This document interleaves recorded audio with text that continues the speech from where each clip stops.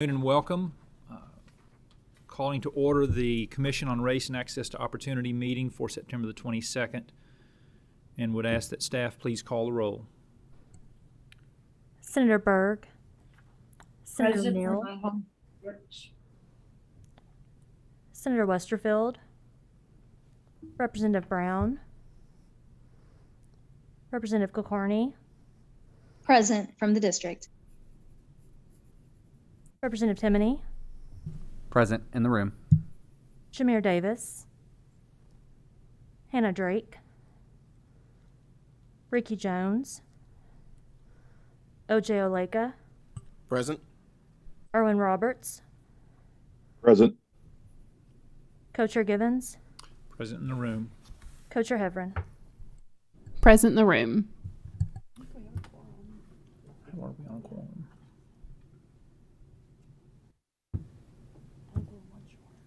One short, okay. Great. We currently show 6 members out of 13 being present, so not having a quorum, we will pass over for now approval of the minutes from the prior meeting. Should another member join us, we would then certainly have the quorum to be able to act on approval of those minutes. We're excited today to have 2 presenters, some representatives from Western Academy, and then a great conversation with the Alzheimer's Association regarding healthcare disparities. And I think our first presenter is Olga Miskisik, the director of Western Academy. Ms. Olga, we'd welcome you to the table and appreciate you being here, and certainly introduce yourself formally for the record and then proceed directly into your presentation.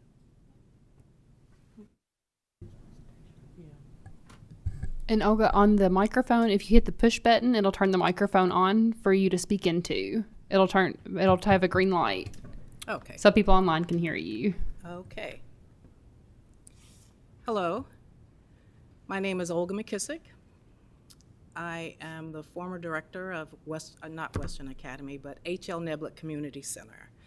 And under that time of being the executive director, we launched Western Academy, October of 2019.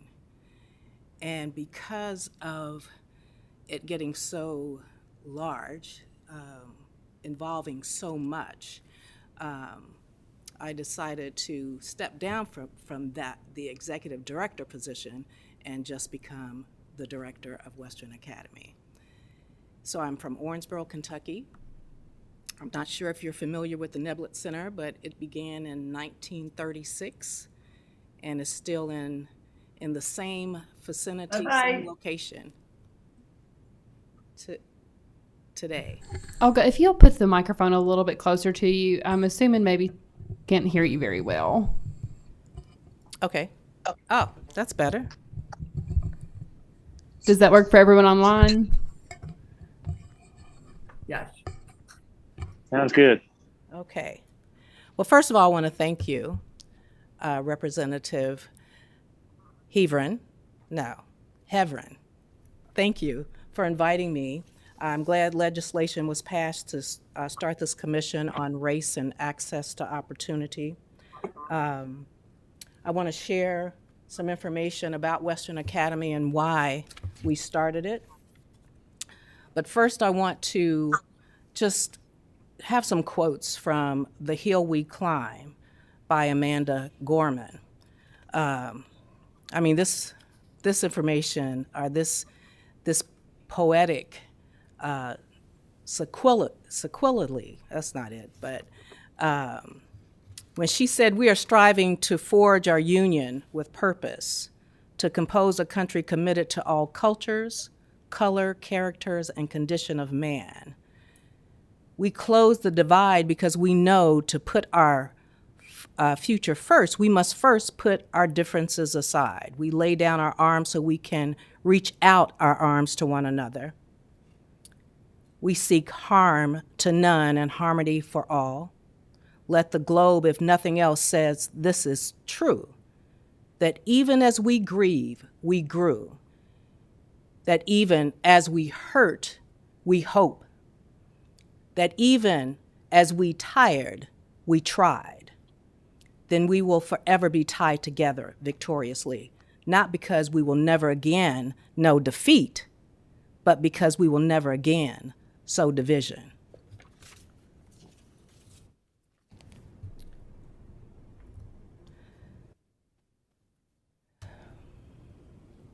Western Academy. Why are we doing this?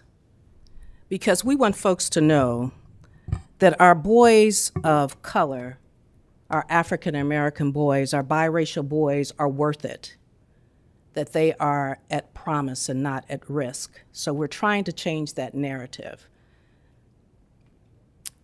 And here are some other reasons why Western Academy is in place. Because we are losing our teenagers.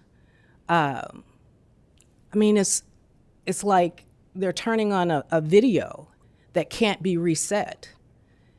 And 15-year-olds are dying, and 17-year-olds are being charged with murder, and 15-year-olds are dying, and 16-year-olds are charged with felony tampering with physical evidence in connection to the shooting. Amarius Winstead had celebrated his 16th birthday in March, and in June, he was murdered. Amarius was a grandson of one of our employees at the H.L. Neblet Community Center. He used to participate and attend the community center, and while he was there, everyone said he was a good kid.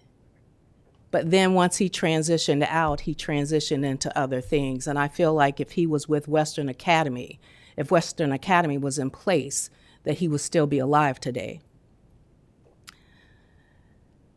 We're starting this because we know research has found that children of color are low income status. Like in pre-kindergarten, they know, or they hear 30 million fewer words. That's amazing to me. Kindergarten, they are less academic, they demonstrate less academic readiness. Low test scores, low math scores, low reading scores, less likely to graduate. It continues to go on. And we pull the information from our Owensboro Public Schools. And what we found is that starting in the 3rd grade, that 77% of our African American boys are not at grade level. Proficient is a C. So they are novice and apprentice. And if you look at the numbers, it continues to be a very high number. Did you know that starting in the 3rd grade, that investors who are wanting to get a return on their investment are investing in prisons based on these test scores? And what they're doing is waiting for these boys to become of age to be incarcerated. Well, we just want you to know the devil is a lie. And we want to change that narrative. But the thing is, it's not just in Owensboro Public Schools. It's also in Davis County Schools, which is the Owensboro area. And if you look at the 3rd grade, 84% of 3rd graders are below grade level in reading, but math and science is comparable. So it's been done. So we know it works. What we're doing at Western Academy, we use the blueprint for BMW, Black Men Working Program, that was established in 2005 in Lexington. And the reason that that was established was because Roz Akins, a retired school principal, couldn't understand why these African American boys were having these behavior problems. They were having to be in the office at a higher percentage than their peers. So she started Black Men Working. And it was to address those achievement gaps that existed in the Fayette County school system. Actually, it was Lee Leetown Middle School, I believe. Bear with me just a minute. That it was started from. Well, Leetown Middle School. So what we used them as a blueprint. And what they demonstrated was that these young men were at promise, they were not at risk, that they wanted to educate, motivate, and activate for academic success. But the thing is, this is just not in Kentucky. It is in Atlanta, Georgia, where academies are being established and founded. It's in Jackson, Mississippi. That's Mississippi. New Jerusalem Christian Academy. It's in Joshua Academy in Evansville, Indiana. And let me kind of quote some things that some founders are saying in regards to the Black academies that have been established across the country. We can identify with and hold accountable and understand the dynamics of education as it relates to our students. We want them to excel and achieve in a cultural adapted environment where they are acknowledged and taught based on their own personal strengths. That is from Memphis Heritage Christian School. We need to develop a curriculum and material to educate our children who are as copper-colored races our achievements and their abilities to achieve success beyond the typical pathway our students are often steered. Our communities will continue to die on the vine without the knowledge of our truth, the care of our village, and the support of those with a vested interest in success for our children. That's in New Orleans. In Georgia, we must take responsibility for ensuring that our children are educated and not overlooked or labeled. With support and education instructions being provided to our children by strong African American educators, we raise the bar for education in the communities in which we exist. There's a 22-year-old special education teacher in Florida that taught in the public schools, and she saw many Black children being labeled, well, actually it was being mislabeled as special needs, and they were dismissed from quality education. She said, I felt that my character was compromised when I had signings off on IEPs, which is the individual education program or individual education plan, that I did not agree with. So she started Joshua Christian Academy. So Carter G. Woodson Academy is started in the Fayette County school system that was transitioned off of BMW Academy. W.E.B. Du Bois Academy in Jefferson County Public Schools was established in 2017, starting with 6th graders of African American boys. And we started Western Academy at the Neblet in October of 2019. And we call it Western Academy because the Black high school, in 1904, it was probably called the Colored High School.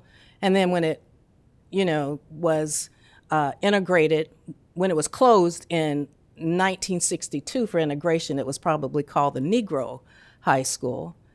But it was for Blacks, African Americans, people of color. And we have that legacy established at the H.L. Neblet Community Center, where we have a hallway of memorabilia of Western High School.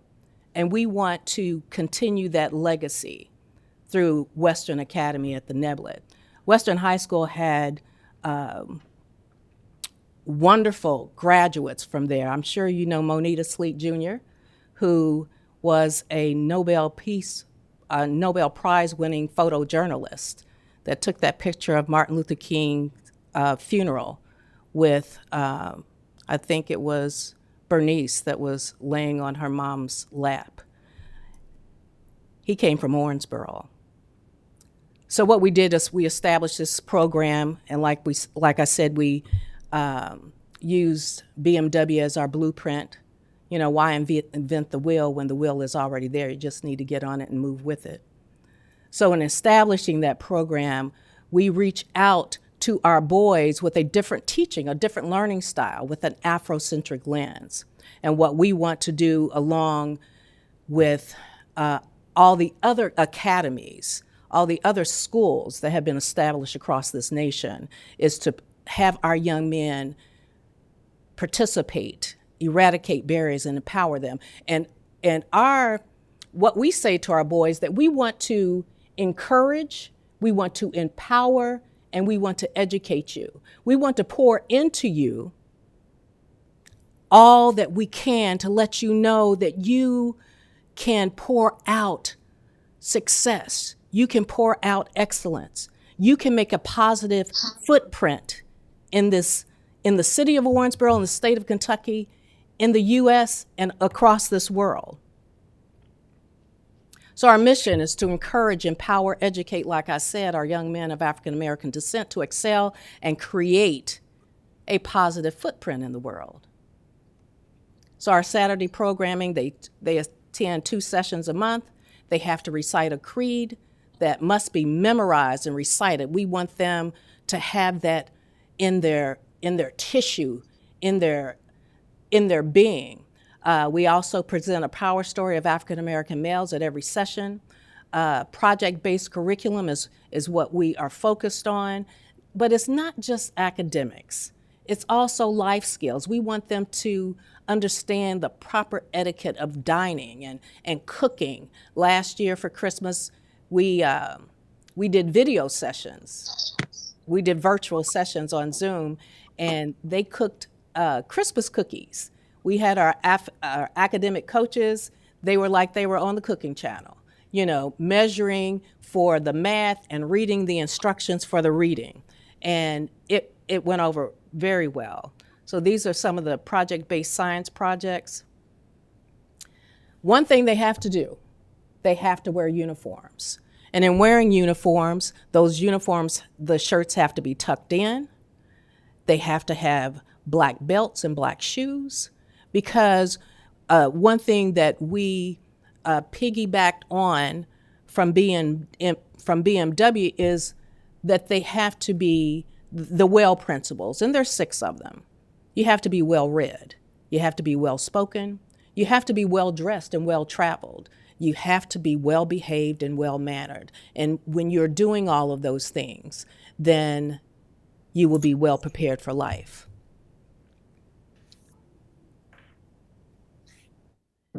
And just like the different academies across this country, we call them scholars, because we want them to know that they are learned individuals, and they do have to stand and deliver their words. They have to stand and speak loud and clear and keep their heads up and focus on the delivery of the spoken word. So we reward them throughout the year with different gift cards and, you know, for their success, for the things that they have achieved. And then we do a year-end trip. In 2020 was our first year-end trip, and we didn't get to go, so we hope to go in 2022. And we're going to do the year-end trip right here in Kentucky, in Louisville. And it will be based on their good grades, good behavior, and the community service for them to attend this trip. Future trips will expand them out to different areas of the country. And just like BMW, we want to be a part of that international travel too. I want to show you a commercial. It's not a commercial. It's a promo registration video, because we are in registration. We started August 30th for open enrollment. It ends on Friday the 24th.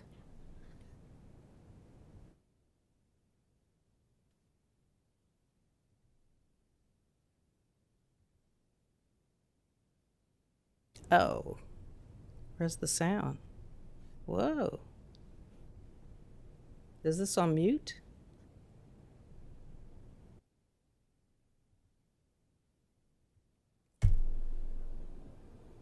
Can somebody help me with the sound?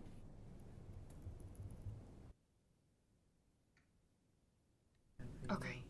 Sometimes the videos don't work on the screen. Okay. What we can do, Olga, is if you will email us the presentation afterwards, we'll put it online, and then so we'll encourage members to go and watch the video on there. Oh, okay. I apologize. No, that's okay. Let me just show you our scholars, the questions that we ask, and I'll just move it forward.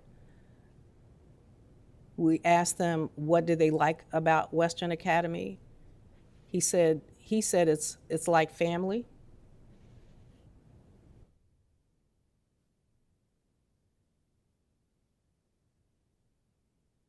He's talking about the gift cards, and he is so cute. He is. He's a jewel. We talked about brotherhood, and it's something that's sustainable, that they will be sustained for life with that. This young man is reciting the creed. They were not prompted. They were not scripted. They came out and just said what was on their hearts. So that's why I feel like this Commission on Race and Access to Opportunity would be a needed support for what we're trying to do in our communities. Phase 1 was Owensboro Public Schools. Phase 2, Davis County Public Schools became a part of it. And Phase 3, we're trying to reach the counties that is surrounding the Owensboro area. And that definitely is a challenge because there's not that many boys of color in the surrounding counties. So they're not, not thinking that it's important. But I make telephone calls and I send emails and, I'll be talking to folks in regards to let's give them an opportunity to come in and be taught by folks that look like them, because we know that our boys seem to do better. And also giving them information in regards to their culture. You ask, why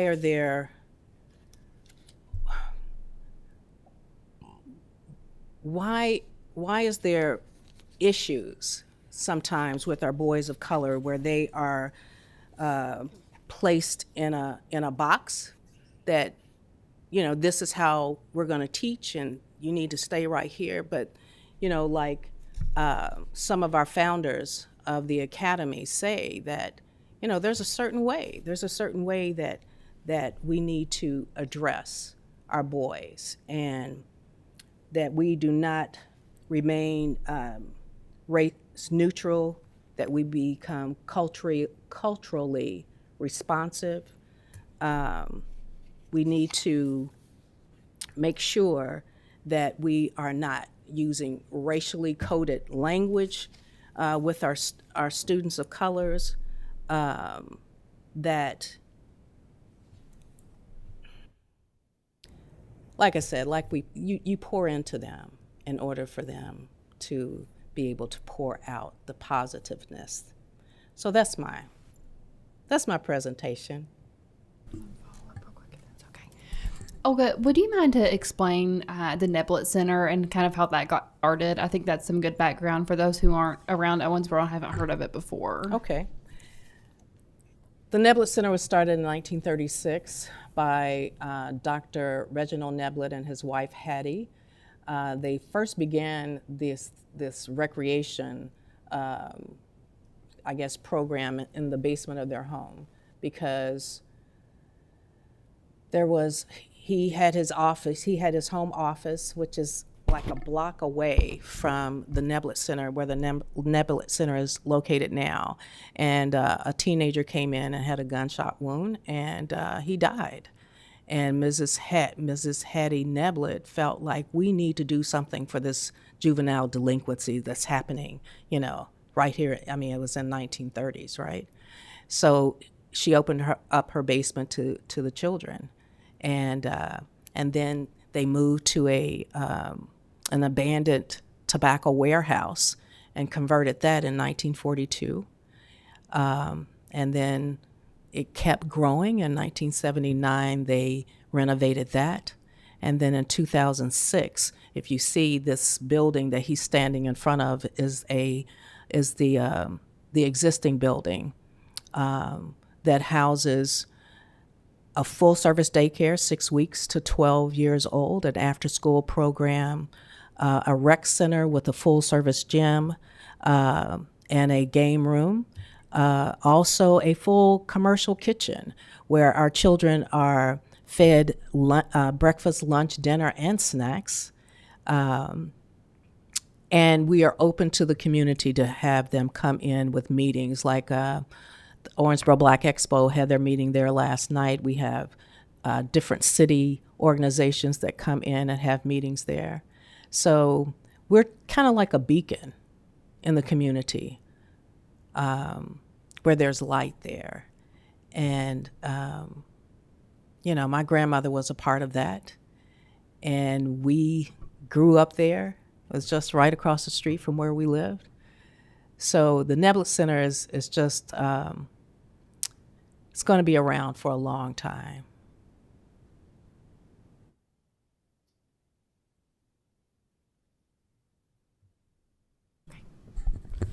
Okay. Do we have any questions? I know that Co-Chair Givens has a question. He can start us off. Great presentation. Well done. Thank you for your passion. It is woven in every word you said, your passion for this work. And so your community is blessed to have you doing this. And thank you for bringing the story here to us today. Thank you. In the conversation, you used a phrase regarding one of the young men that tragically died from a gunshot wound.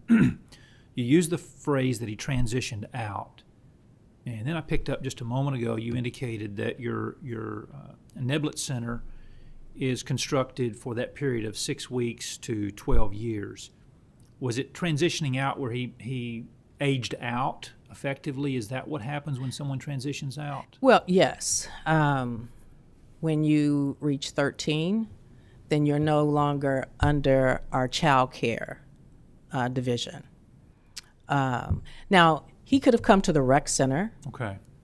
That's available to up to 18-year-olds, but he was evidently influenced by others where it was more inviting for him to, go other places. And that's a competition for all of our youth. Yes, it is. Regardless of race, that's a competition for all of our youth. I applaud you for targeting the audience you're targeting. How many students approximately now do you have engaged in your Western Academy Saturday programs? Initially, we started with 21, and you know how it kind of transitioned down a little bit, where we had maybe 12 to 14 that was consistently coming. Our second year, we enrolled 30, which was 43% over what we had done the first year, but because of COVID, that transitioned down again to where we had maybe 14 that was consistently coming. Right now we are in enrollment and we have 35 that has signed up. And when I get back in the office tomorrow, I'll be calling parents and encouraging them to sign their sons up. What's the biggest challenge to getting students to commit? Because the commitment is just not with the students, it's with the parents also. I can't have more skin in this game than you do. I can't want it more for your children than you do. You have to be a part of this. I don't have any children. I don't have grandchildren in this. I was retired, and I'm telling you, it's divine intervention. It's a divine plan that I said yes to, and it's worth it. You know, I will establish this with help from academic coaches that are in the Owensboro area, with the support of the Neblet Center, and support of the faith-based community, plus the business community of Owensboro. They're all just, you know, standing behind us and helping us in this effort. We have scholarship money, and that's what our parents don't understand, that this is not drop your kids off and let us take care of them for a couple hours every other Saturday. This is a commitment that you would have to be a part of because, and it's long term. We went from third grade to 6, and then last year it was third grade to 7. This year is third grade to 8, and we will continue that until we reach them being seniors. And in being seniors, we have money for them, for scholarships, and it will be based on their academics. And, you know, the challenge that we have, sports, that's a challenge because games are every Saturday. So, you know, we're trying to convince them to, you know, there's sometimes we want you to choose us because we are trying to develop academics, athletes, student athletes, because you want them to stand apart from all the other ones that are applying for college or trying to get, you know, athletic scholarships. Them achieving high excellence in academics will set them apart. So just trying to, you know, convince the parents that this is good. And once they're in, I just had a parent the other day that she was really wanting her. She said, I love Western Academy, you know, but he is 13 and he doesn't want to commit. And like I told her, you know, my son didn't want to commit to Black Achievers in Louisville, but, you know, he didn't really have a choice because they were giving us scholarships. And if they were going to give some scholarships away, then he was going to be one of those to receive one. So, you know, just the parents have to be involved as far as workshops. There are mandatory workshops that they have to attend, and it's to help them. It's to help them financially, because we will do financial literacy, help them in resume writing, help them in understanding what their rights are as parents in the public school system. If your son has an IEP, you need to know that we are advocates for you, and we will go in and we will help you and the school to understand the rights that you have as a parent. So, you know, things don't happen overnight. It takes tenacity, it takes focus, and that's why stepping down from executive director, that I didn't have all this other stuff that I was dealing with as far as, you know, is the HVAC working right? How much mulch do we have in the playground? You know, who's waxing these floors? Now my focus is strictly on Western Academy, and I am truly blessed to be able to do that. Last quick thought, Madam Chair. Profound statement that you made, and I wrote it down because it is so profound, and it just resonated with me. And I'm paraphrasing a bit, but you're talking about to achieve success in the program. And your statement was, I can't want it more for your children than you do. And you're exactly right. If we don't have, and that's not just this program, that is in Right. so many efforts that we make to create positive change in people's lives. If we want it more than they do, it doesn't matter how much money we fund toward it. It doesn't matter how many resources we make available. If we want it more for their children than they do, if we want it more for the population of East Kentucky than they want it for themselves, it's going to be a failed effort. Very profound statement. It would only be a failed effort if you don't continue to plug at it, that you don't continue to push, coming up with creative ways to get the message out, going to churches and, talking after Bible study, or going to the fall festivals at school, getting the support from the school districts. And I'm telling you, we have that support from the school districts, where they recommend boys to be in the program. And they are doing an excellent job with that. I can't tell you how much we appreciate the support that OPS and DCPS has given us, and where we will be successful with this. All right, I think we've got a few more questions. We'll get the ones here in the room, and then we'll go online if anyone has questions there. Dr. O.J. Oleko. Thank you, Madam Chair, and thank you for the presentation. It was incredible to hear and inspiring for the work that you're doing. I've got two questions. First, you mentioned obviously that you're from 3rd to 7th right now, and you want to go all the way to 12th. You talked about the Du Bois Academy and also the Carter G. Woodson Academy. And forgive me if I missed this, is the long-term goal to be a standalone school in Owensboro? Yes, sir, it is. That is, that's part of the 5-year plan.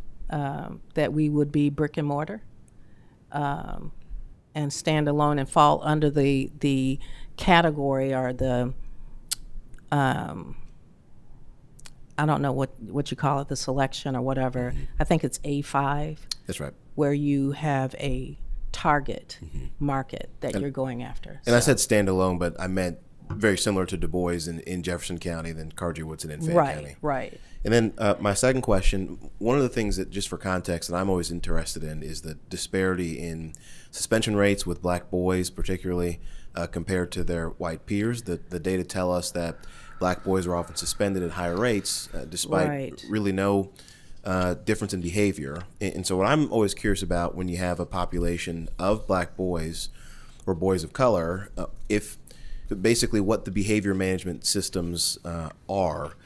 So I know it's not a full school Monday to Friday, but in your Saturdays, can you speak a little bit to the behavior management system with your boys, if it's any different, if it's the same as it might be in a traditional school setting? That is such a good question. I tell you, our first year, we had a young man that we met with, he was the Commissioner of Education. What was his name, Mr. Lewis? Okay, so he came to OHS, Owensboro High School, and we brought our boys in, and they were all in uniform, and he talked to them, and one of our boys, we got a call later that there was some controlled substance. I can't talk today. Substance. I was very upset, and I thought, this is not the type of boys or scholars that we want in this program, that, and then you had to stop and reevaluate. It's like, this is exactly the type of boys that we want in this program, because they need guidance, need help. So when you look at that, we had to rethink what that program consisted of. What our program consisted of. But we know that there's a disparity, because we had one scholar that, just the sweetest little boy. He smiled. He participated. He was doing very well in our sessions, and found out he wasn't doing well in school.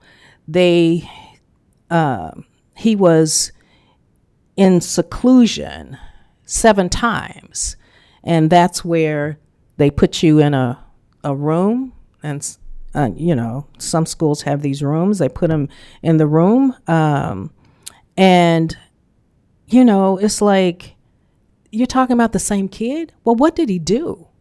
So we have to help our parents know that you don't have to accept that type of direction, because if someone told me up front that this is how this young boy is, that he didn't demonstrate that at all.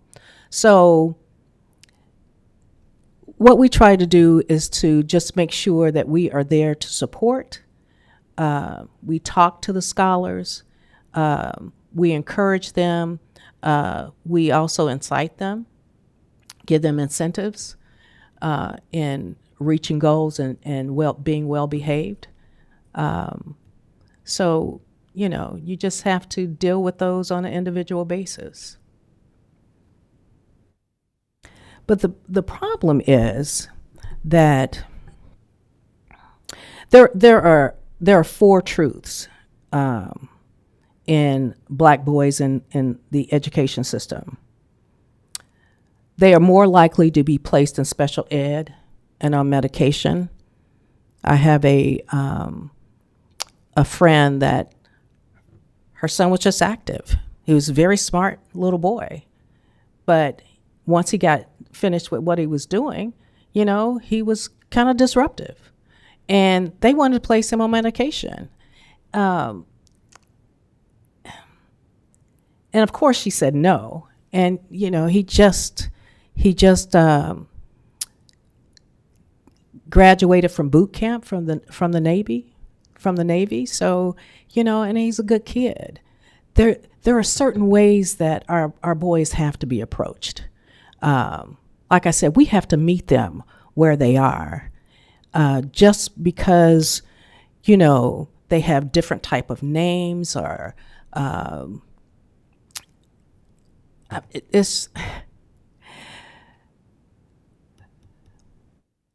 let me say that Black boys are more likely to attend school without adequate resources to educate them.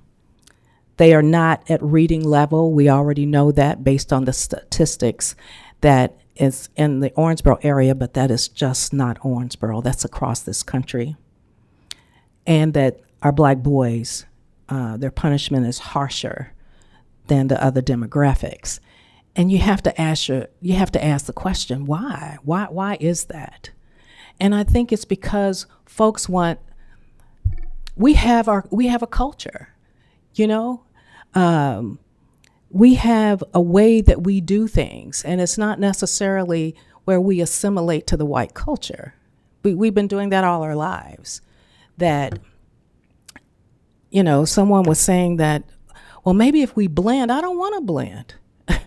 I like my culture. I like the yes ma'am and the no ma'am. That you can't say yeah to me. It's yes ma'am and no ma'am. That's our culture. That when you are in a grocery store, you better not act up. You will do what I say. Our boys cannot be coddled, where I'm telling you that you have to do 10 sentences or whatever, and you give me a little bit of pushback and I say, oh, well, that's okay. Just give me 5. No, you're going to give me 10. That's the expectations. You set the expectations and you expect them to reach it, and you help them get there. And I think that, in our school system, sometimes because our culture is not truly understood, that we are labeled as such, that we can't achieve, that you can't do math, that, the reading level is off and all of that. But there is a way to reach them. And folks ask that question. They ask the question of, well, why are you just doing this for Black boys? You mean white boys can't attend? And it's like, you know what? There's a lot of problems happening in our education system, and we know that. It's a lot. Okay, so if this is a problem that we feel like we can fix, let us fix that problem. And if there's anything else, fix that. And if we can help in any way, we will. But let us try to fix this problem, where our boys are not incarcerated, where they're not dying at 15 and 16 years old, where they are not saying that you are at risk, because you're not. You are at promise. And we believe that. and we're going to support you in that. I think I've said enough. I'm very encouraged and empowered by our conversation today. And then Representative Timoney, do you have a question? Yes, ma'am. Okay. Thank you, Chairwoman. Ma'am, I applaud you.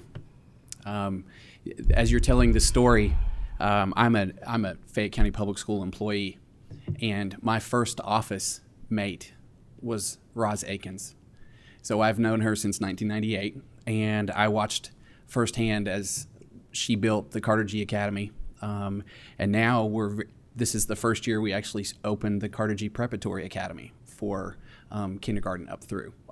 We're starting with 3, and then Amen. we're going to add each. So I applaud you. I know the struggle that's before you, and I applaud you for your efforts because it is definitely a worthy cause. My question was going to be around the parent group, the realm of parent involvement in your school, because I know that is historically one of the most powerful and impactful groups to student achievement is how involved parents are. You did answer some questions about that previously. How has it been going for you? I know you described some of the things that you're doing with the Parent Academy and those type of things, but just how has it been going? Has it been a struggle? Has it been? No, we have very supportive parents. I have one parent that just asked, "Can I talk to you? Maybe you can get one of the academic coaches to talk to my son." She said, "Because I love Western Academy. I love what you're doing." And so we're going to do that. We have reached out to several parents to say, let us just talk to them and help them to understand what this is actually doing, the support that they're going to receive. So, yeah, it's a challenge, but you just keep tweaking and you keep massaging and coming up with different type of strategies, to get people to buy in. I'm a marketing major, and I overcome objections. You can't tell me I think. No, you're going to have to give me a yes or no answer. And even if you give me a no answer, then I'm going to ask some questions to, persuade you to think again. Let's think about it again.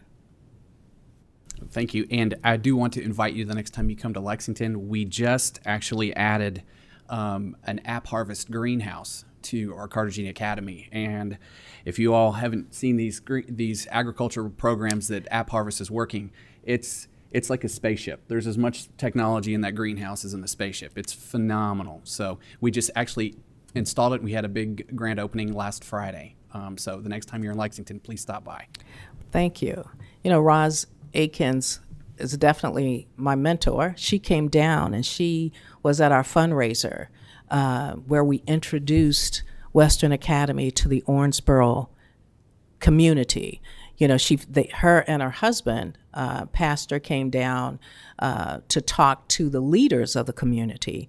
We had a luncheon for them, and it was very impactful. But then when she came down for the fundraiser and spoke to the community of Owensboro as a whole, and to the educators. She also came down for a professional development day, and it's impactful. So that energy that she has, it's very contagious. That passion that she has is very contagious. I think she dropped some in me, but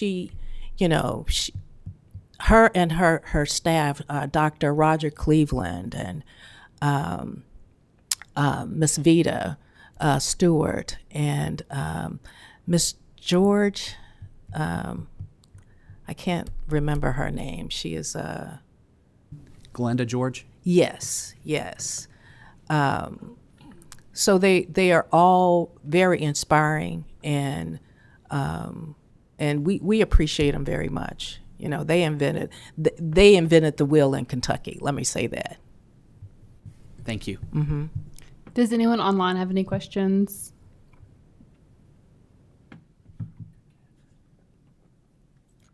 Okay. Thank you so much. I do. This is, Oh. I'm sorry. Oh, it's this okay. Is Mayor Dave. Okay. Hi, this Jameer? is Jameer Davis, Vice President with Northern Kentucky Community Action Commission and General Counsel here. Thank you for the presentation. It was well done.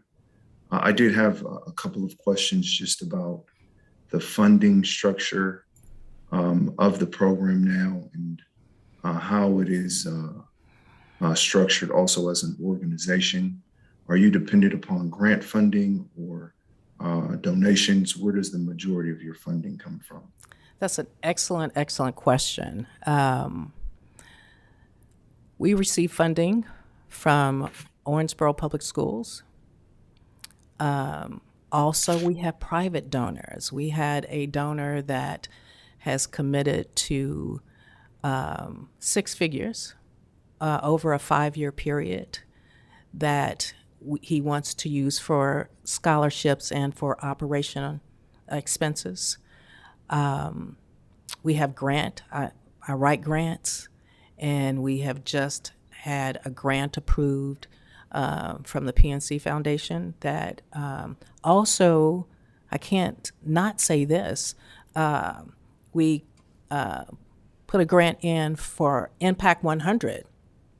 And we received that last year, and that was a $100,000 grant. And that was for us to put a 2-classroom modular unit on property that we have across the street from us. We have our campus to expand our footprint in the community. So we are working on that and getting that property built out. And so it's donations, funding from Davis County. They give us in-kind service in paying teachers to be academic coaches. So we have truly been blessed. And we have a strategic planning team. Actually, United Way increased our funding at the Neblet Center because of Western Academy, and we're able to use those funds in our budget. So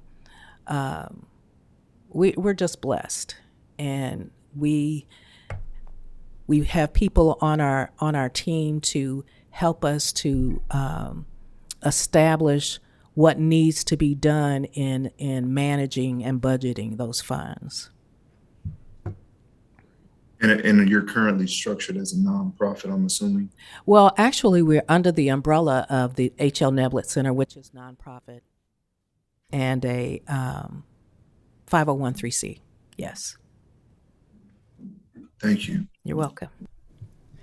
Okay, we will get this wrapped up. Thank you so much, Olga. You're a breath of fresh air. And I think when we were having conversations about the commission, these are exactly the type of presentations we were interested in, hearing about different programs like that throughout the Commonwealth. So thank you for your dedication. Thank you.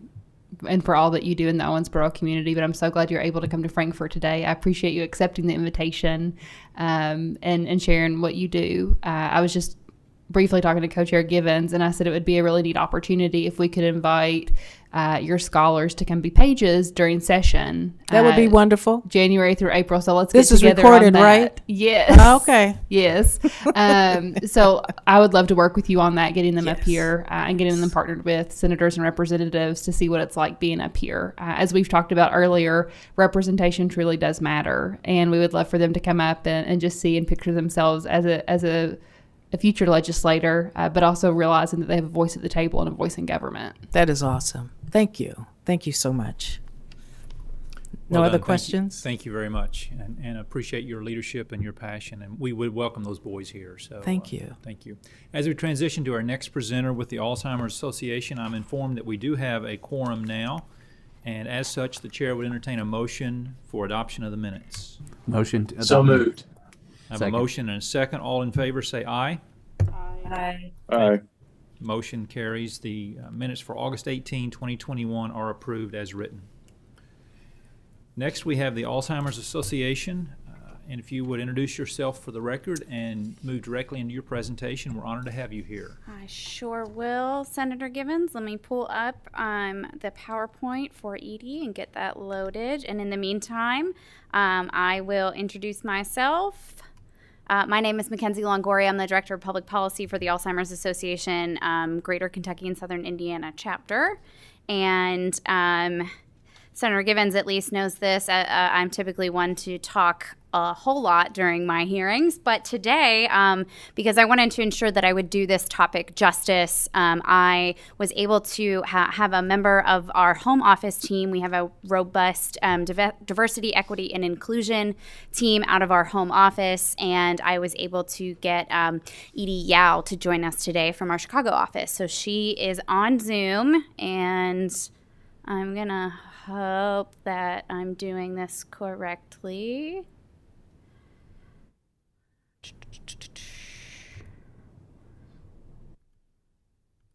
Well, thank you, Mackenzie, for inviting me, and commissioners, good afternoon. Thank you for having me join you. I hope you can all hear me just fine. We can, yes, very well. Great. Okay.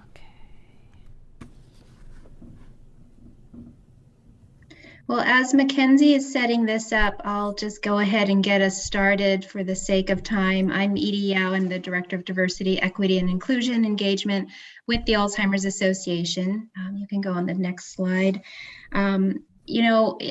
Interestingly, today we're talking about Alzheimer's the day after World Alzheimer's Day, which was yesterday, September 21st.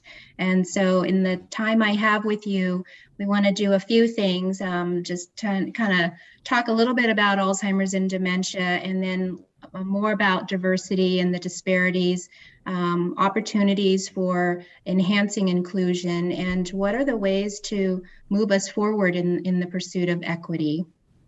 So next slide. If you're not familiar with the Alzheimer's Association, our work is very much about people and science. We are a global organization working to advance care, to provide care and support for those who are currently living with Alzheimer's, and to advance research across the globe. And we really started in 1980 when a group of individuals united caregivers, researchers, and activists to create Alzheimer's Association after it was determined to be the #1 type of dementia or cause of dementia. And so if you ever see our logo here and you wonder, what is that about? It really is to symbolize people and science. So I hope you appreciate that. So you can see in this slide, Alzheimer's disease was actually named after Dr. Alois Alzheimer, who is credited for discovering Alzheimer's disease in 1906. But what you may not know is that Dr. Solomon Carter Fuller, who was actually featured in yesterday's Washington Post for World Alzheimer's Day as someone who contributed greatly to this body of work. He worked alongside Dr. Alzheimer's. He's a neurologist, and he was the first African-American psychiatrist in the U.S. of African descent.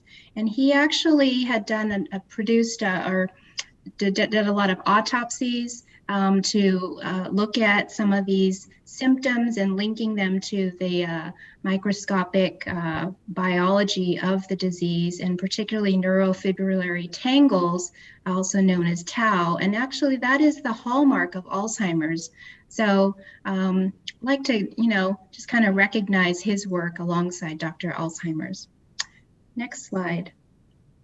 So the Alzheimer's Association produces an annual facts and figures report. And in 2021, this year, our facts and figures really highlighted that the burden of Alzheimer's disease continues to grow for individuals and for families.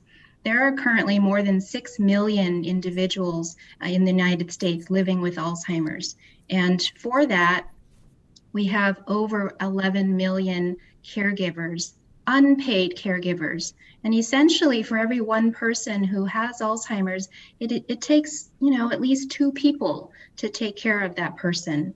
And these are unpaid caregivers, and the value in terms of how much they're providing care is valued at $257 billion.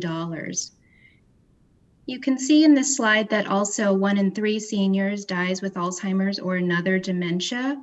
And so when we're talking about other dementias, we're talking about Parkinson's, we're talking about vascular dementia, Lewy body, there are many other types. And while we're seeing some diseases decline, so for example, heart disease, deaths from heart disease have decreased over time. We've seen the deaths from Alzheimer's increase. And most notably last year, given COVID, we saw an increase in deaths by 16% of people with dementia and Alzheimer's. Next slide. So some local facts and figures. In Kentucky, Alzheimer's is the 6th leading cause of death. And so there's an estimate of 75,000 individuals in Kentucky living with Alzheimer's. And we expect this number to also increase by 14.7% by 2025. And then when you look at hospitalization or emergency room visits, there are almost 3,000 people in hospice with a primary diagnosis of dementia. And then 1,700 number of emergency department visits per 1,000 people with dementia. My father-in-law had Alzheimer's for roughly 8 years, and I can't tell you how many hospital visits he had, particularly the emergency department. And they were for things that may not seem like they were emergency room visits, but in that moment, my mother-in-law didn't know what to do, and it felt like an emergency, and they would take him there. Just countless visits, and this is not atypical of any person with dementia. Next slide. So at the Alzheimer's Association, I talked a little bit of our advocacy work, and one of the things that we do is advocate for increased funding at the National Institutes of Health, and it has increased 6-fold since 2011 when the National Alzheimer's Plan Act was created. So you can see this trajectory. And to give you some context, we are now at $3.1 billion. There's certainly still more funding needed for Alzheimer's. When you look at cancer research funded at the NIH, it is at $6 billion annually for decades. And that's not to make a comparison of one disease is more important than the other, but we've certainly seen great strides in cancer research, and people can survive from cancer. I have a number of friends and family who are in remission, and that's a good thing. And we want to see that for Alzheimer's. Next slide. The other thing it does to advance and increase the funding at a federal level is that it expands what are called ADRCs, which are Alzheimer's Disease Research Centers. And these are centers that really help cultivate, that research locally. And in Kentucky, at the University of Kentucky, there's the Sanders Brown Aging and Alzheimer's Disease Research Center, which was in fact one of the first 10 ADRCs funded in, I believe it was 1985, when they started funding, and continues to receive funding. So that's really important. Next slide. You may have heard about Adjukanymab, which is the most recent treatment that is approved by the FDA for Alzheimer's disease. While it may not be the perfect treatment, it is in fact the first treatment that really targets the amyloid plaque in the brain that is the hallmark of Alzheimer's disease. And so again, when you think about the progression, we've seen, Alzheimer's disease was first identified in 1906. It's only now in 2021 that we're seeing a treatment that may actually target and reduce the amyloid plaque in the brain. This is a hopeful sign for so many families who are living with this, for their loved ones, but also for them too. Next slide. So I want to spend a little bit of time on the special report that was attached to the facts and figures. Every year we do some highlight of something related to Alzheimer's and dementia. And this year we did a special report looking at race, ethnicity, and Alzheimer's. And it's the first time that we really surveyed a number of individuals, thousands, who are Asian, Black, Latino, and Native Americans, to really better understand their attitudes and experiences related to access to getting quality dementia care, trust in visiting their clinical care provider, healthcare provider, and also participation in clinical research. Next slide. So we've known this for a while. There are, in fact, gender and racial ethnic disparities. Almost 2/3 of Americans with Alzheimer's are women. And that's not just women who are, in fact, diagnosed and have the disease, but women are also a majority of the caregivers as well. And older Black and Hispanic Americans are more likely than older whites to have Alzheimer's or other dementias. These barriers are both fundamental, for example, in accessing healthcare, in accessing timely diagnosis, but they also can be unique in terms of language barriers or perhaps cultural issues. Next slide. So it's worth noting that LGBT individuals are also impacted by Alzheimer's. Age is in fact the greatest risk factor for Alzheimer's, and there are an estimate of 2.7 million LGBT people over the age of 50, and 7.4% of lesbian, gay, and bisexual older adult population living with dementia. When we talk about some of those unique challenges, this is a population that certainly does have some unique challenges, especially facing accessing support. I think one of the things that I think is so challenging for families who are caring for someone with Alzheimer's is getting them to a place of accepting professional help. By and large, 80% of people want to live at home and be cared for at home. It's really only when it's safety and health issues that they have to start looking at other options.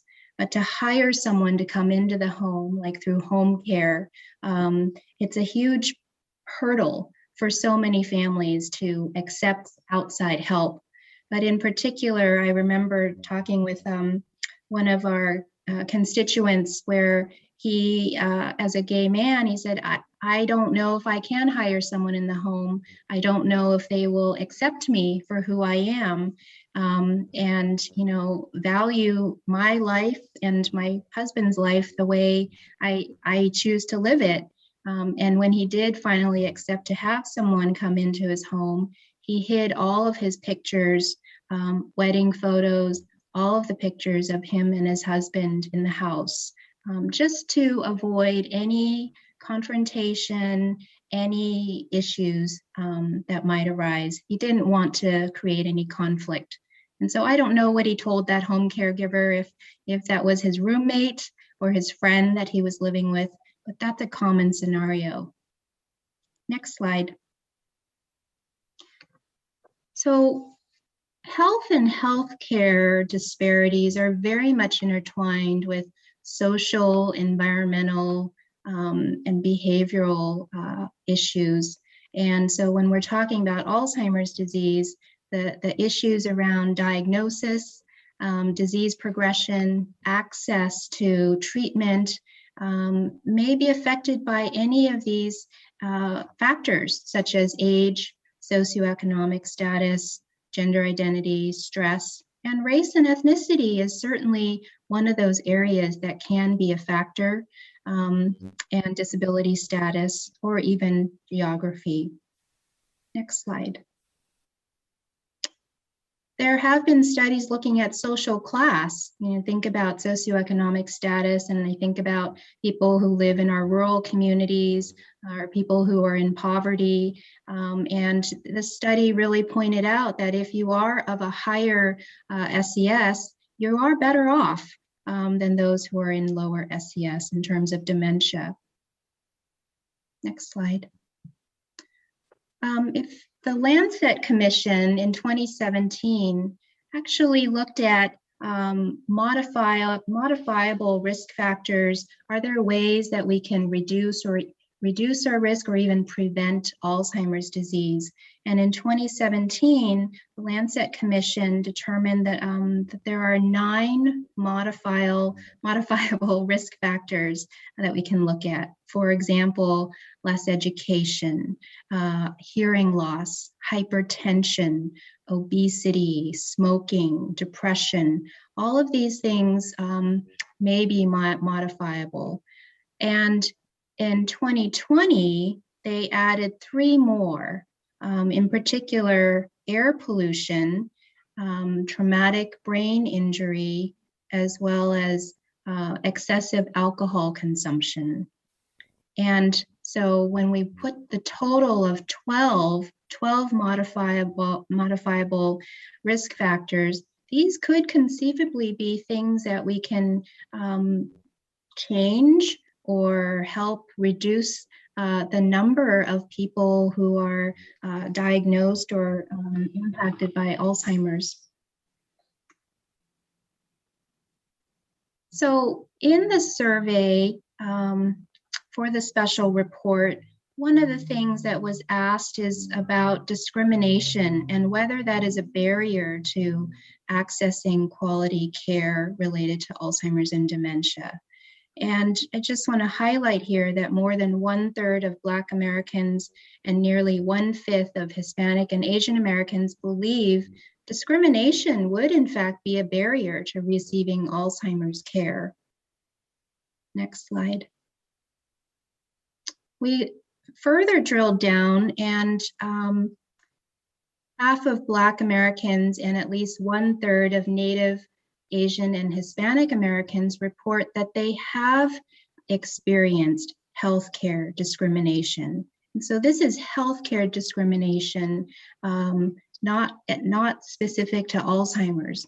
And so when you think about if they've had that experience, how likely are they to visit a doctor for a diagnosis or for further regular visits or for ongoing treatment or whatnot?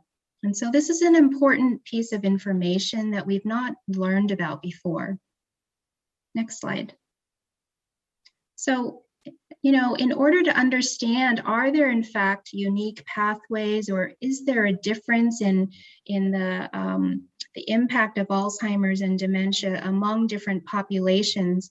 We really need to bring in diverse perspectives in how we uncover how this is manifested, not just biological, but also looking at environmental, behavioral, and sociocultural.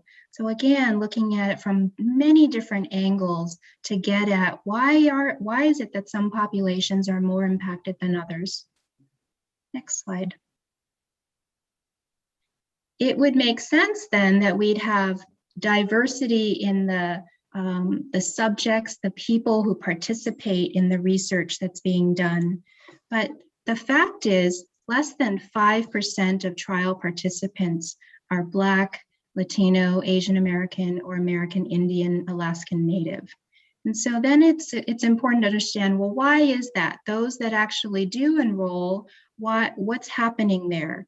Well, for one thing, these populations are less likely to be recruited for clinical trials. There may be a higher dropout rate in Alzheimer's disease trials. And then it could be related to awareness, education, and bioethics. So these are important things to study if we're going to try to recruit more diversity in our clinical trials. So to change the course of, if we're going to really, our vision at the Alzheimer's Association is a world without Alzheimer's. And if we're going to really make a difference in understanding how different populations are impacted, these are the 5 things that really need to happen. One is to conduct, promote, and support multi-level health disparities research. And the second one is to increase diversity in health systems, health-related institutions. Again, look at, who are our clinicians, who are the staff within these health systems? Do they represent the populations that we're really trying to reach? The third is enhancing cultural competence in dementia research and care. The fourth is accountabilities. How accountable are we holding institutions and a lot of these, the work that's being done in this space. And the fifth one is participatory engagement to build trust and agency. And this is kind of a growing, emerging area of interest, which is partner with the community organizations, the trusted entities within communities to actually build this relationship in order to understand what's happening and to get their buy-in into investing in this problem that we're trying to solve. So one avenue is through the ENACT Act. ENACT stands for Equity in Neuroscience and Alzheimer's Clinical Trials, and there are 3 prongs to this act. The first one is looking at expanding access and increase outreach to underrepresented populations. So doing that very thing of thinking about, are there Alzheimer's disease research centers in the underrepresented communities that we need to desperately understand and reach out to more? The second piece is increasing diversity among clinical trial staff. So again, thinking about the people who are actually conducting the research, do they represent the populations that we're trying to reach, to build that trust and understanding? And then the third one is to reduce the participation burden. Are there ways to incentivize the sites that are located in underrepresented communities? Are there ways to reduce the burden for the participants who want to participate in the studies? I've heard many people say they will not participate in a particular study because, one, it's too far to drive 2 hours away for a study and drive 2 hours back, and to have to shuttle the person with dementia in this process. And how do you explain every week where you're going, why you're doing what you're doing? So maybe it's also looking at some remote technology, like remote patient monitoring technology to help ease that burden. Next slide. Another route to pursuing equity is through the actual studies themselves. So for example, New Ideas. Ideas is a study that is looking particularly at PET imaging. So to see if PET imaging scans, if those results can help guide doctors in diagnosing and treating memory conditions better. And in particular, this study is looking at, can we focus on diverse racial and ethnic backgrounds of the participants? And so how will we do this? We would look at specific recruitment of Black and Hispanic individuals to participate in this study. Next slide. Another strategy for pursuing equity is, in particular, the Alzheimer's Association. We're looking at partnerships, and that's very much my job, is working on national partnerships with local activation. So for example, the African Methodist Episcopal Church, a national organization, but has local presence, local footprint, and working with other organizations like that to raise awareness and increase the education in the communities to understand that there's support, but what is this that's happening to their loved one? And why is it important to seek a diagnosis, or why is it important to seek help to avoid caregiver burnout? Next slide. So we've talked a lot about diversity, equity, inclusion. This is really just kind of teasing it out some more, that, you know, the ultimate goal is equity, which is really what we mean by that is everyone gets what they need to survive, to access opportunity, which is very much the work of this commission, which is different from equality, where everyone has the same access and the same number of resources, right? When we know that there's a reason why there's some underserved and underrepresented populations that may need different resources or a different solution to the problem. Next slide. So health equity is really looking at making sure that everyone has the ability to attain their full health potential. And the way we measure health equity or inequity is looking at, you know, length of life, quality of life, the rates of disease, and that's very much what the Alzheimer's Association has seen in terms of the impact of Alzheimer's among different populations. Next slide. So I've been with the Alzheimer's Association for 21 years now, and really tackling this from a local level and now at a national level. And when I started at the Alzheimer's Association, I didn't have a personal connection. I didn't know anyone in my circle, in my sphere of influence directly impacted. But I can tell you today, my father-in-law died of Alzheimer's. I have family friends who are caregivers, very close to this disease. My parents' friends have Alzheimer's. So if we do nothing, we will definitely see an increase of cases of Alzheimer's. We know that the burden is higher among Blacks and Hispanics.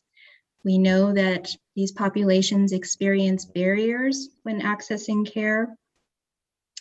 And also, these populations, Blacks, Latinos, other underserved populations, they tend to be diagnosed later.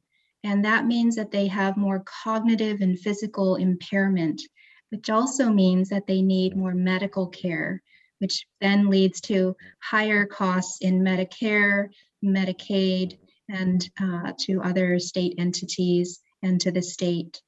So I'm going to close here and turn it over to Mackenzie Longoria, who's in the room, who's our Director of Public Policy in Kentucky, and she can tell you more about some local numbers and what are some things we can do about this. Thank you so much, Edie. I really appreciate it. And thank you, co-chairs, as well as the legislative and citizen members of this commission. I'll be pretty brief, but as Edie said, I just wanted to highlight a few local statistics so we can kind of go from a larger holistic picture about the impact of this disease on Hispanic and minority communities, and specifically look here at the impacts on a local level. I would be remiss, though, just very briefly, I again want to commend this commission. I know that coming off the heels of a traumatic summer, certainly very close to home in this state with Breonna Taylor, the impacts of the death of George Floyd, and then a COVID-19 pandemic that really then also laid bare a lot of inequities in our healthcare system in this state and across the country. And I really appreciate our legislature taking bipartisan action to address this issue. So I'm very happy to be here today. I'm very grateful for Edie for being here from our home office. And I appreciate having the opportunity to speak with all of you. So just very quickly, as Edie mentioned, we're looking at this through the lens of minority communities, and I want to focus on also the cost to the state when we're talking about these communities as well. So just on an average, Kentucky spends about $803 million in Medicaid dollars when caring for individuals living with Alzheimer's. So you're looking at roughly $26,000 per capita spending. And then if we know that individuals, Black Americans, Hispanic Americans are less likely to get diagnosed in the earlier stages of the disease, and I would even say less likely to get a diagnosis at all. As Edie mentioned, again, this means that at the time where they may receive a diagnosis, they are absolutely going to be more cognitively and physically impaired. So what does that mean then when we're looking at the state of Kentucky? That means that it's much more likely that they will be past the point of utilizing home and community-based services, which we know save a great deal of money to the state, and instead they're going to be looking at a nursing home level of care. And just to further give a snapshot at what that means, what are the financial implications for the state as far as that goes? In Kentucky, a semi-private room costs about $7,330. And a private room costs almost $8,000. And also typically Medicaid does not cover private rooms, so they're usually only semi-private rooms. So that means that Kentucky is spending roughly $88,000 a year on a semi-private room or a semi-private Medicaid bed, and almost $95,000 a year on a private room. So, keep in mind you have a certain amount of days that you get some Medicare coverage.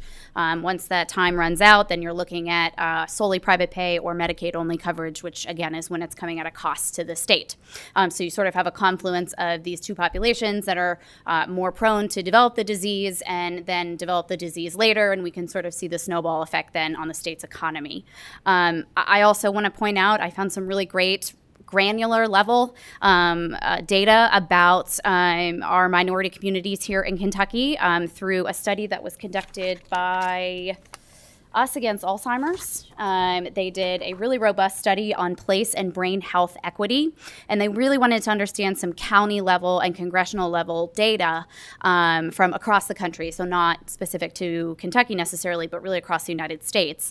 And something that is interesting that I discovered, and I believe included in your materials today, there's an article about this, but our 6th congressional district, so pretty much most of Lexington and part of Frankfort right here, they are 13th out of a list of districts across the United States where Black Americans are most impacted by Alzheimer's, with a prevalence of roughly 9.2%. And then our 2nd district, so Congressman Guthrie over in that part of the state, they rank 21st with an average of 8.1% prevalence of individuals most impacted by Alzheimer's. And that's coming from some Medicare fee-for-service data from 2016 and 2017. What I think is this was honestly really surprising to me, and I imagine it will be to some of you as well. Franklin County, and if anyone knows where we are right now, we are in Franklin County. We rank 2nd out of 25 countries across the entire United States when it comes to the highest prevalence of Alzheimer's disease among Blacks and African Americans. So that is right here in our very own, where our very own capital sits. As far as individuals living in these 2 congressional districts with the highest prevalence, getting close to about 8,400 people living in the 6th district and almost 9,500 people living in the 2nd district. And so again, let's look at costs. What does that mean? So the 6th district has spent annually they spend about $190 million. And again, this is Medicare fee-for-service costs on caring for individuals with Alzheimer's and dementia. And the 2nd congressional district is spending about $200 million annually in those costs as well. So very expensive. There's a reason it's the most expensive disease in America. So I know what we want to do today is not be doom and gloom, and we want to know about what you as legislators, as members, as civilian members of this group can do as well. What can the state do, the administration? And I have some good ideas that I think we could do. And one of them, I think probably the most important, is increase public awareness on early detection and diagnosis. Just generally speaking, that's a major principle of our policy work that we do at the association. But we also need to talk about awareness that is culturally competent and culturally sensitive. So we need education and awareness that is reflective of the communities that we're trying to benefit the most. I know that with that is going to come funding. That's always the million-dollar question, no pun intended. But sometimes you have to see that there's an upfront investment, but the cost-saving measures to the state on the back end are really going to offset some of those. And we know there's still a lot of federal dollars coming in from COVID relief. There's, I know it's a little bit more specific to our Medicaid HCBS services, but, there's a lot of FMAP increases coming too. And some of that work is specifically geared towards health equity. So if there's some dollars still to be allocated from some of our federal funding, I think as a state, we should certainly be looking at some health equity issues, and perhaps we can carve out some room for brain health equity in this as well. I think along that same line, we need doctors, healthcare providers, and community leaders. So whether you live, work, or serve in a minority community, you are the ones that really, in many ways, hold the key towards providing these communities with the awareness and access that is needed. Let's be frank. I'm white. My office is pretty much nothing but white women. So it's very difficult for us to access and go into a minority community in Louisville or Lexington or various parts across the state and just come in talking about brain health and Alzheimer's. There's a lot of stigma still attached to this. There's not a lot of understanding and awareness. And so partnerships with healthcare providers, trusted healthcare providers, we've seen this again with the pandemic, with vaccine hesitancy, especially minority communities. There is fair skepticism of the healthcare community. So we need the help of doctors, healthcare professionals, community leaders, and legislators that, again, are reflective of the communities that we're trying to serve, to enable partnerships where we can be a partner in helping provide those resources to these communities. I think it's very important that those partnerships, have not been able to grow in the way I think that our chapter especially would like to see them happen. And, that's part of our hope in presenting here today. And then finally, I think while there's obviously a lot more that could be done, I'm trying to give some very tangible items. Data collection. If you were to spend 5 minutes just perusing, and I'm not calling out the cabinet, this is across all administrations, Republican and Democrat, but if you were to do a search on some of our websites like CHFS or Department for Public Health or Division of Chronic Conditions, you will not find a mention of Alzheimer's disease, cognitive decline, or dementia anywhere. It is not included in our most recent SHIP. Again, it's not on the Department of Public Health website, and it's not on part of the division that deals with chronic conditions. That's especially problematic because our most recent data that we do have in the state indicates to us that of the 13% of Kentuckians that have said that they are experiencing mild cognitive impairment, 94% of them have another chronic condition or comorbidity, so heart disease, diabetes, COPD, etc. So it's problematic that it's hard to find data about this disease on any of our sort of public health or health and welfare related resources. To even get quality data, to help us get these facts and figures that are on this infographic every year, our best bet is to be included. We have a cognitive module that we work in partnership with the CDC. Our best bet is that I present to the Department for Public Health and their BRIFIS coordinator, Behavioral Risk Factor Surveillance Survey, in that we can get this cognitive model included as an optional module, which is great, but then I have to find $35,000 to be able to run that module. And we're a nonprofit. It is not easy to find $35,000, and I work over in public policy. So if I do find $35,000, my colleagues on the development side who fund the research, they're looking for that $35,000. So I really cannot understate enough how important that data is. It collects data on mild cognitive impairment. It looks at race, gender. It looks at socioeconomic status. It looks at education level. And it is really our best way to get some of that granular state level data that is so important. I was fortunate enough to be able to find the funding and run the cognitive module in 2020 and our caregiver module in 2021. But outside of that, we have not had updated BRIFIS data since 2015. So we're very out of date now in terms of the specifics that we have on this disease in this state, as well as specifically related to some of our minority communities. So I think not only do we need to make sure that we are funding the collection of this data, and whether it's through BRIFIS or through another mechanism, I also believe that within that, racial data needs to be included as well. So we need to look at MCI, mild cognitive impairment, Alzheimer's and dementia in minority communities, along with some of the things that Edie touched on, socioeconomic factors, barriers to care, environmental, educational, and workforce factors. We need to understand some of the other reasons that these minority communities are more prevalent and more prone to this disease. Finally, you've said finally twice now. Sorry. So move toward wrapping up. Yes, for sir, us. absolutely. The last thing is just to let you all know what at least the chapter is working on. We have some efforts that we're working on. Most importantly, we have an event coming up in October with the Kentucky Association of Black Nurses. It's the first time we've ever engaged with that group, so we're very excited.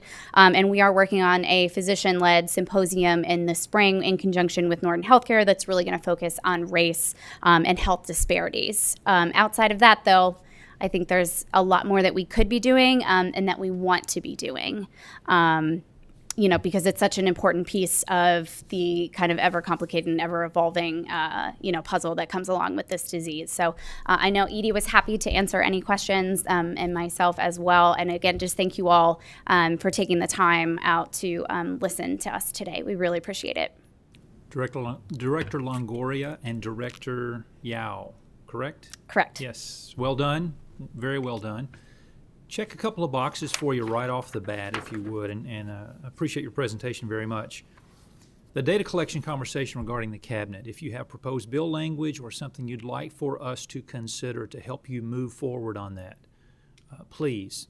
We're hearing that in multiple places as it relates to these conversations around race and access to opportunity, the value of good data collection. So bring something to us if you have something.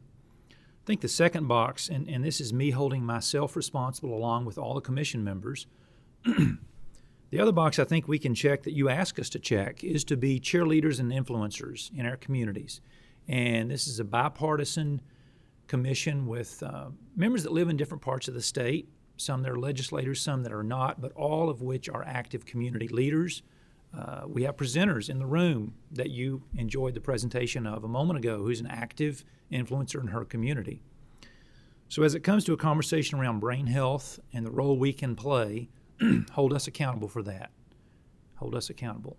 Well said, well done. I think Co-Chair Heverin has a comment or a question. Just a comment. I would be interested. I appreciate both of your all's presentations. Very good information.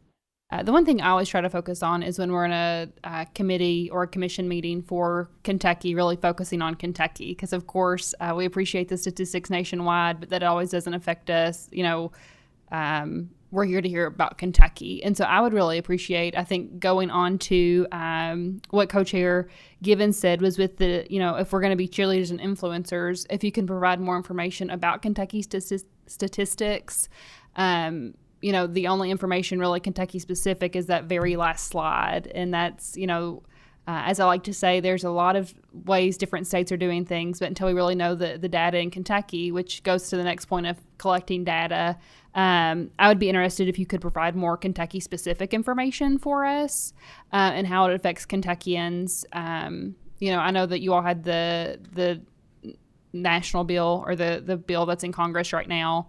But usually when we can see language for bills, that's helpful on our end with that. So thank you for your time, but I would like for you to follow up of providing more Kentucky-specific information that have to do with race. Thank you, Chairwoman. And I think that should be a much easier task, too, with the creation of the Dementia Services Coordinator, the new established position within the Department for Aging and Independent Living that we were able to get through last legislative session. Several members of this very committee voted for that when it was on the floor, so thank you, all of you, for that. And the Dementia Services Coordinator, once they are able to get in this position and sort of get their feet going, the data that they'll have access to, and I think more importantly, the data that they'll be able to discern that they need more of to figure out how to address some of these problems is something that's naturally going to come out of that position. So that position getting established and up and running, I think, is also going to help because in a lot of ways, we don't have a ton of state-specific data on the implications of race and Alzheimer's. We just know that it impacts these minority communities at a higher rate. But again, without having BRIFIS data more recent than 2015, it's hard for us to even know where we are right now with some of those statistics. So I am excited to have inclusion in the most recent survey, and more excited to see the Dementia Services Coordinator when they can really get their hands on that, along with the Alzheimer's Disease and Related Disorders Council that they'll be working with. And I think they can really think about some more Kentucky-specific solutions for that. We look forward to getting some draft language about data from you all. Can do. Commissioner Oleka has the next question. Thank you, Mr. Chair. I'll be very quick here just to echo the comments really of both chairs. This slide from Director Yao's presentation about Alzheimer facts and figures in Kentucky, I don't know if it's possible to get the percentage, basically this slide broken down by race. To your point, that'd be very difficult, but I think that'd be helpful as you make the case to the General Assembly in the spring about getting more data. I think it's very strange that Alzheimer's is the 6th leading cause of death, and our Cabinet for Health and Family Services doesn't have any information on it. To me, that's very strange. And then secondly, with regard to collecting data, you made this point. I just want to echo it for our fellow commissioners here and the folks that are listening.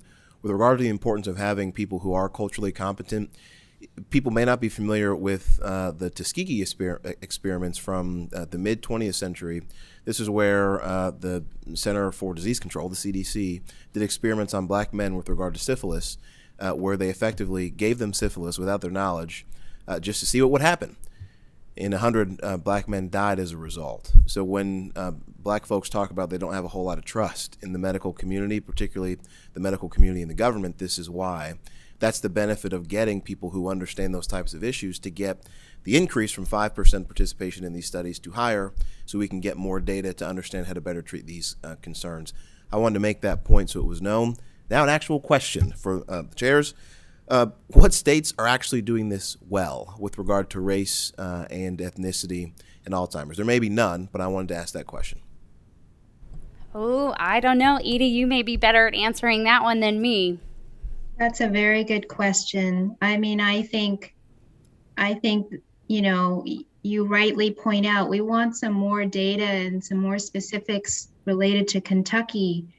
And I share national statistics because this is a national and global problem. There are 50 million people with Alzheimer's. That's one of the things from World Alzheimer's Day. So even when we look at who's doing this well across the country, we're also looking at who's doing this well nation, you know, in other nations. I will fess up, I'm from California, and so I've worked a lot with the Northern California chapter in Northern Nevada, and I know that they have certainly invested in some funding recently. The governor has funded some notable worthy dollars towards a brain health campaign, and also looking at statewide equity issues and weaving this in. So some examples I give are having a master plan for aging and weaving in Alzheimer's because it is the 6th leading cause of death and it affects older adults the most. So those might be some examples, but I'm sure Mackenzie can also find some other states that are also doing things well, that are closer to Kentucky or in size or even in scope and looking at that.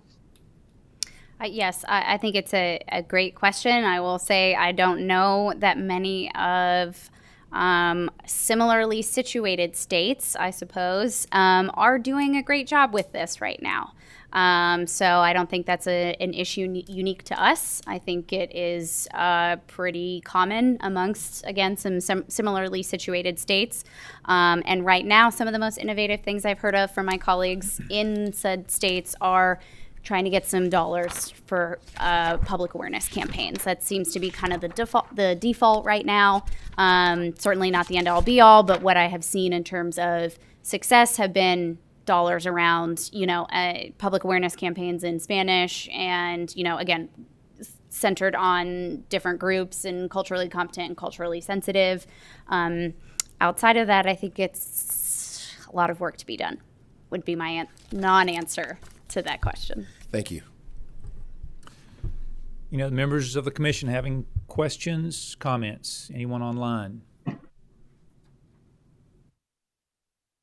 Seeing and hearing none, thank you again. We appreciate your presentation very much and look forward to continuing. Members, be you very advised, our agenda indicates that we have a next meeting on October the 20th, 2021, and we do have some presenters lined up for that. Co-Chair Hebron, would you like to do a preview for anyone regarding our presenters? Yes, so the Chamber of Commerce will be coming. They worked on a report, I believe, that Dr. Oleka also worked on, talking about different racial issues. And then we have the Pritchard Committee coming to talk to us about data with education. Plans are always subject to change, but members make note that November will likely be our last meeting, and our goal would be for a November meeting to be a dialogue conversation. And certainly appreciate all members attending online if you cannot attend in person, but I would encourage you, as you see and hear and think about a November meeting, if you can attend in person, it's a little easier to engage in a dialogue in person. And we look forward to sort of a wrap-up dialogue of the things we've talked about, the things that lie ahead, and what we hope to accomplish in the time that's left, and certainly as we prepare for the next session, goals of the commission. With that, the Chair will entertain a motion to adjourn. Motion to hear a second. Multiple seconds. All those in favor, please conclude a good meeting. Thank you very much.